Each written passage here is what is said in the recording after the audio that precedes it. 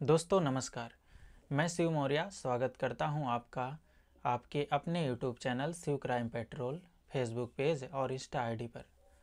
दोस्तों हम हाजिर हैं एक और नए एपिसोड के साथ और आज की जो हमारी कहानी है कुछ इस प्रकार से है। दरअसल मार्च 2024 की बात होती है। गाजियाबाद के डासना पुलिस ने एक ड्रग माफिया को गिरफ्तार किया जिसका नाम आसिफ होता है। लोग उसे गुल्लू नाम से भी पुकारते हैं।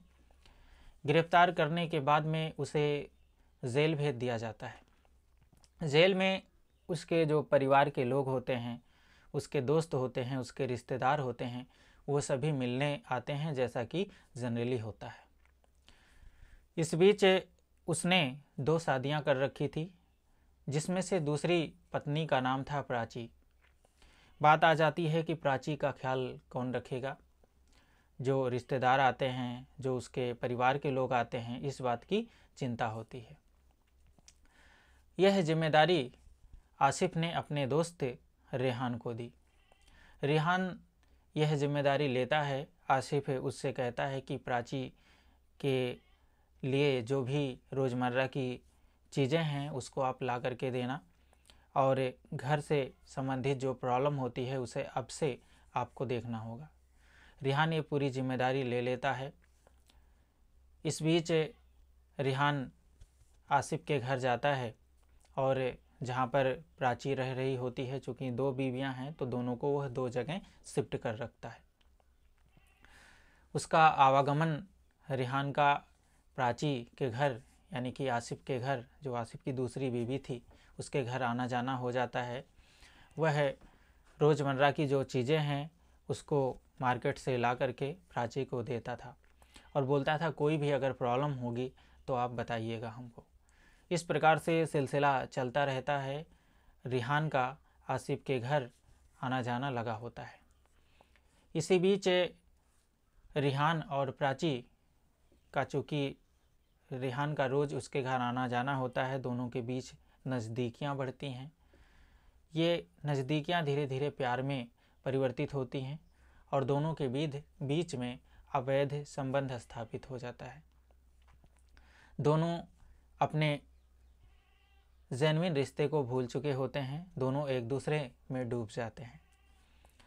अप्रैल 2025 में जब आसिफ की ज़मानत होती है जेल से, तो उसे अपनी पत्नी और दोस्त का ख्याल जेल से ही याद आता है। वह दौड़ा अपने घर जाता है। घर पर जैसे ही वह पहुंचता है तैसे ही रेहान और उसकी जो सेकंड पत्नी होती है प्राची, उस दोनों को जो है वह बहुत अवैध रूप में पाता है। संदिग्ध परिस्थितियों में देखते ही उसका माथा टनक जाता है। उसे अपने दोस्त और अपनी बीवी पर भरोसा नहीं हो रहा था कि किस प्रकार से ये दोनों गिर सकते हैं। यह देख उसे गुस्सा आता है। वह प्राची को मारने लगता है, पीटने लगता है तथा उसका जो फ़ोन होता है उसे तोड़ देता है। गुस्से में आउट ऑफ कंट्रोल हो जाता है तो इस प्रकार की चीज़ें करता है और घर में पूरी तरीके से पाबंदी लगा देता है कि किसी प्रकार के बाहरी व्यक्ति का आना जाना अब घर में नहीं रहेगा।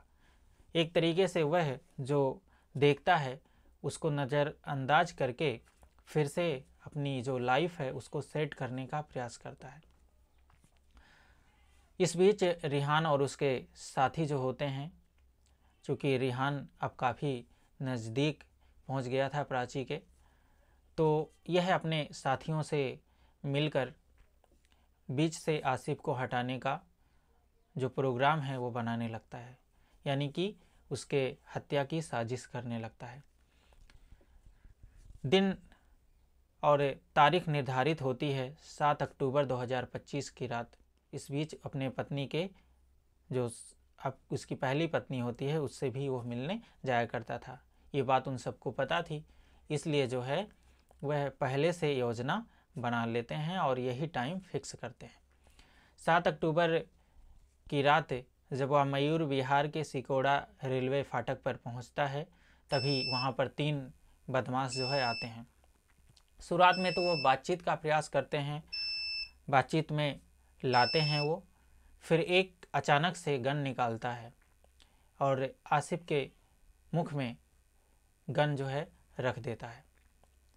इसी बीच गन का जो ट्रिगर होता है वो है दबता है और जो आसिफ होता है उसका पूरा सर जो है गोली के ब्लास्ट होते ही फटने जैसा हो जाता है। आसिफ की तो मौके पर मौत हो जाती है। फिर उन सबको संतुष्टि नहीं होती है, एक गोली उसके कनपट्टी पर लगाते हैं। इस प्रकार से आसिफ का जो है काम तमाम हो जाता है। वहाँ पर मौके पर पुलिस आती है, सीसीटीवी फुटेज खंगाले जाते हैं और अंततः पुलिस ने जल्द ही इस मामले का खुलासा कर दिया। इसमें जो आरोपी थे उनका नाम जो है हाईलाइट कर दिया। रिहान और प्राची को इस बीच गिरफ्तार कर लिया जाता है। प्राची 5 महीने की गर्भवती होती है। इस घटना से न केवल आसिफ का परिवार बल्कि रिहान और प्राची के परिवार की भी जो ज़िंदगी है बुरी तरीके से प्रभावित हो जाती है। दोस्तों, यह कहानी केवल और केवल आपको सचेत करने के लिए है। किसी के जज्बात के साथ खेलना हमारा उद्देश्य नहीं है, क्योंकि जज्बात में लिए गए जो फैसले होते हैं वो कभी सही साबित नहीं होते हैं। हमेशा हमें अपनी बुद्धि और विवेक का इस्तेमाल करके कोई फैसले पर जाना चाहिए, कोई डिसीजन लेना चाहिए। आपको सावधान रहने की ज़रूरत है और आप कोई भी अगर निर्णय ले रहे हैं तो उसमें खुद की समझदारी सबसे मायने रखती है। आप खुद सोचिए, समझिए, फिर वह निर्णय जो आप ले रहे हैं उस पर जाइए। दोस्तों, आपको सावधान और सतर्क रहने की ज़रूरत है। अगर आप कोई निर्णय ले रहे हैं तो आप सबसे पहले सोच समझ लीजिए, बहुत मंथन करने के बाद आप किसी निर्णय पर जाइए।